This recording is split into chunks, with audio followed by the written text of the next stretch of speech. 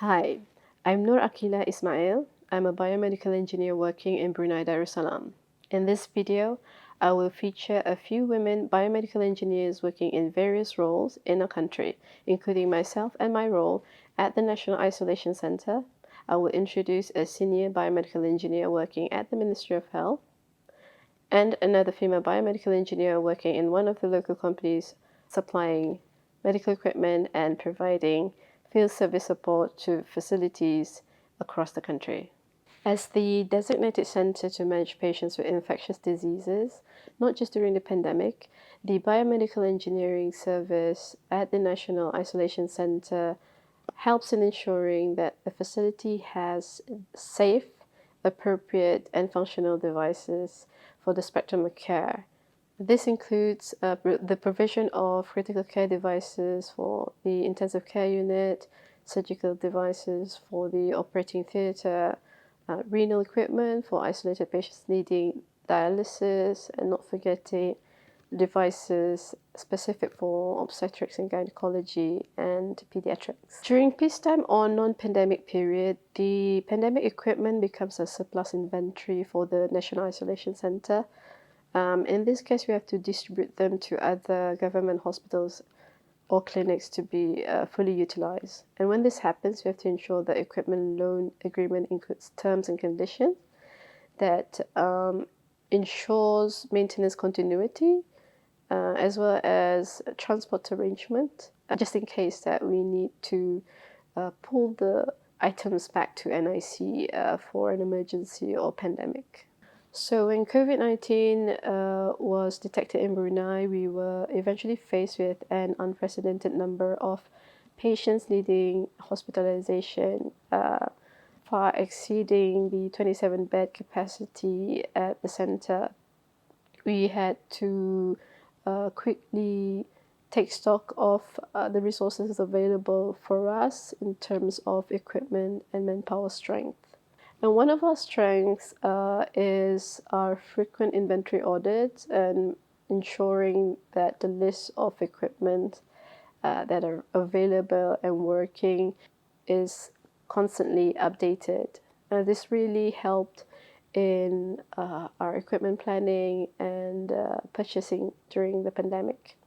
Of course, the pandemic doesn't stop the need for routine maintenance and inspection. Due to manpower shortages in our department, we are heavily reliant on outsourced engineers. So in the beginning of the outbreak, we had to deal with reluctance or hesitance from the outsourced engineers to attend to the preventive maintenance or even the repairs of the pandemic equipment in the isolation center. We eventually restored their confidence by demonstrating our knowledge in infection control precautions and also documenting and verifying the contamination of equipment processes to prove that we are mitigating the risk for them.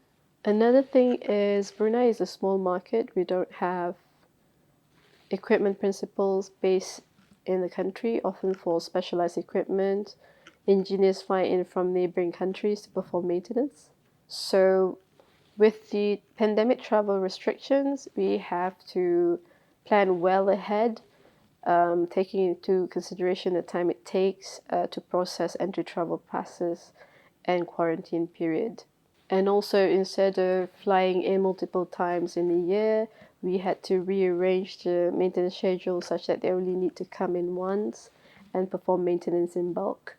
Biomedical engineering is becoming more and more relevant to modern healthcare as we help clinicians advance their service delivery by leveraging tools and technology. In the same way that we are helping to apply technology in the clinical environment, we can also apply them in our clinical engineering work processes, such as digitization of paper forms or reports, RFID tracking of medical devices. Today, a lot of work processes are getting more and more automated, and leaps of developments are made by software improvements and artificial intelligence. Gone are the days where working in an engineering environment requires a lot of manual labor and muscle power that might have put women at a disadvantage. Hi, I'm Shazwani Abu Bakar, Senior Biomedical Engineer at the Ministry of Health. I'm currently the Head of Technical Support for Biomedical Engineering, where I oversee the management of medical equipment in Ministry of Health facilities. That includes maintenance of medical equipment, managing maintenance term contracts, and also manpower planning. We have on-site teams not only at every hospitals, but also in other areas such as dental, renal, lab, and health services.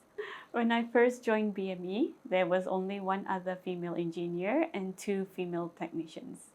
It was quite a male-dominated area, but over the years we have had more female engineers and technicians joining the department until now, where we have 23 engineers and technicians altogether on the field, of which 40% are women. So I would say that's a good balance.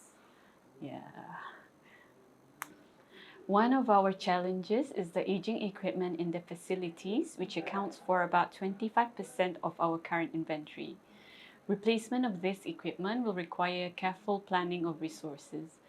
We have a project section here in the department that looks into procurement of equipment, not only for replacement, but also looking into putting new equipment into facilities to cater for the growing demand of services. The expansion of services and facilities also means increasing number of equipment, especially specialized equipment from the different disciplines of medicine. Therefore, the challenge here is to balance between patient access to better facilities, the cost-benefit analysis for procuring them, and also we have to remember that some equipment have a short life cycle due to fast-moving technology. We have recently introduced equipment leasing as an alternative to procurement, so the maintenance of this equipment are included in the contract. This also helps the department manpower-wise, as we lack qualified manpower to maintain the growing number of equipment. We also have to keep up with technology, therefore, keeping our current workforce updated and trained is also a challenge. Hi, I'm Nurul Amira Haji Abdul Latif. I'm the Technical Manager of Medicorp Sendirian Berhad. I've been working here for almost 3 years. So as Technical Manager, I'm actually more towards the management side of engineering. So I ensure projects are ongoing smoothly. I make sure that my team is actually coordinating well between each other, because after all, our service requirement is quite wide. We are dealing not only with our principal suppliers, we're also dealing with customers, and the demands are changing every day. As a vendor, for a hospital or a laboratory, I would say the main challenges are actually the fact that we're somewhat remote from our principal suppliers. Every time we are to promote an equipment, troubleshoot an equipment, or even conduct customer training, we have to be well-versed in the equipment itself. We have to ask for a lot of support from our principal suppliers. So a lot of communication is needed. If we don't communicate our needs and wants, or if we don't even know what our customers' needs and wants are, we can't provide good service to our customers. As a woman in engineering, part of my job is actually to perform field service. With our recent installation in the lab, it's a 24/7 lab. So there's a lot of challenges in being able to support a 24/7 lab. Essentially, the night calls are tough. The night calls are very tough that if I didn't have a team, I don't think this, being a medical engineer is gonna be worthwhile. But with a good and supportive team, where we do good coordination and support from our principal suppliers, where they at least give us some training or guidance, it's been quite manageable. It's not great, but it's manageable. Say for training-wise, because of the fact, depending on your principal supplier, the level of training, the level of involvement in training is different. Sometimes remote training is enough, sometimes classroom training is enough, and a test is enough. But for example, our laboratory equipment, we need hands-on training. When COVID 2020 happened, we cannot travel out to do hands-on training.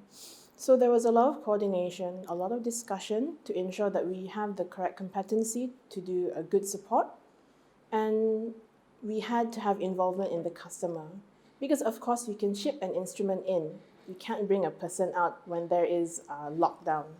So during the lockdown, there was a discussion with the customer and our principal supplier, which would say we met at a middle ground, where we agreed and the customer agreed, so that we can use the customer instrument for training. And we had to bring in our principal from Singapore to come in as a physical trainer.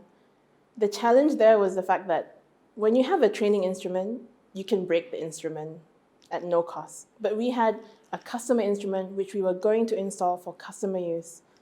When that happens, if you break something, you can't simply just replace it. You really need to replace the entire instrument. So that was a big challenge, and we were very nervous. But the customer, we are very thankful, agreed to have that happen because they don't want us to travel during a pandemic. So we are very thankful to our customers. Actually, to be really honest, being in this field is quite unique because you meet a lot of different people. You meet, well, your customers on the BME side. You meet your actual customers. You have your management, and you have your senior engineers.